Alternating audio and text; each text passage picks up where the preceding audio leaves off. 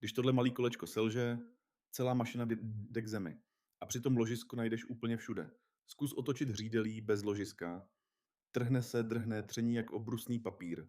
Ložisko udělá jednu geniální věc. Tření posuvné změní na tření valivé. A to je rozdíl asi jako když táhneš sáně po asfaltu a když jedeš na kole po hladkém chodníku, místo plošného kontaktu máš pár malých kuliček.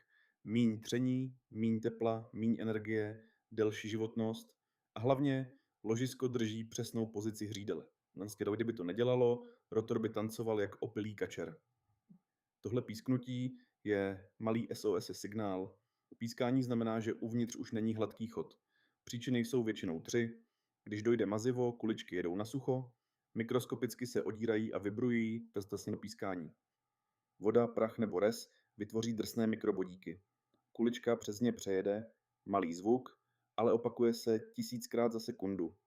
Jakmile se v dráze udělá důlek, kulička do něj naráží v pravidelném rytmu. A to už není pískání, to je soundtrack blížící se poruchy. Tření roste exponenciálně. Vydře se kroužek, kuličky prasknou a v horším případě se ti zadře celý stroj.